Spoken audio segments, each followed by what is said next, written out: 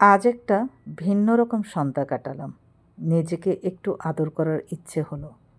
আর তাই hunger station থেকে order করেছিলাম ছোট্ট একটা খাবারের ভ্রমণ। চিকেন, রাইস, মাহালাবিয়া, সালাদ, পেপসি, ঠান্ডা পানি আর টক দইয়ের মিশ্রণে তৈরি এক অসাধারণ সবজির সালাদ। একটার পর একটা আইটেম খুলে দেখাচ্ছিলাম আর মনে হচ্ছিল কখনো কখনো জীবনকে খুব বেশি কিছু দিতে হয় না, শুধু একটু ভালোবাসা, একটু স্বাদ আর একটা শান্ত মুহূর্ত। প্রথমেই যেটা খুললাম সেটা ছিল চিকেন রাইস। সুগন্ধি চালের সঙ্গে সুন্দর মশলায় রান্না করা চিকেন, একদম হোটেলের মতো ফ্লেভার, কিন্তু ঘরে বসে খাওয়ার শান্তি। তারপর মাহালাবিয়া, আহ, সেই রকম মিষ্টি জিনিসটা মুখে দিলেই যেন গলে যায়।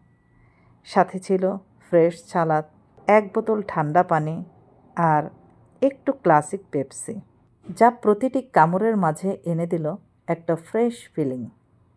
তবে আসল চমক ছিল টক দইয়ের সালাদটা।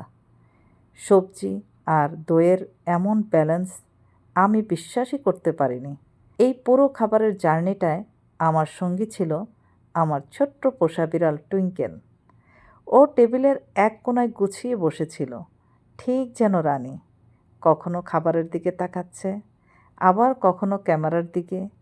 একবার চোখ মেলল, তারপর ধীরে ধীরে আবার চোখ বন্ধ করল। আমার মনে হচ্ছিল এই মুহূর্তটাই হয়তো ওর সবচেয়ে প্রিয় সময়। আমারও।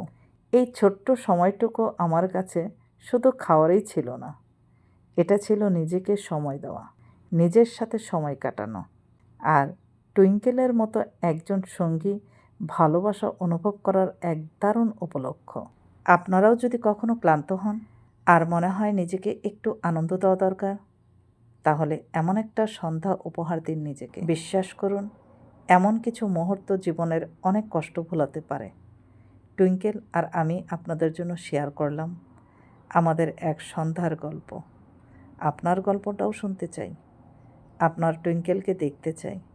কমেন্টে জানাবেন আজকের দিনটা কেমন গেল। আপনারা কি কখনো এমন দিন কাটিয়েছেন যে দিনটি আপনি নিজেই নিজেকে একটু বেশি ভালোবাসতে চান? আমার সেই দিনটা ছিল কাল। হাঙ্গার স্টেশন থেকে অর্ডার করেছিলাম একরাশ স্বাদের গল্প। সন্ধ্যা মানেই খাবার আর টুইঙ্কেল ভরা এক রঙিন মুহূর্ত। এমন ভালোবাসা ও স্বাদের গল্প কি আপনারও আছে? কমেন্টে জানাতে ভুলবেন না কিন্তু।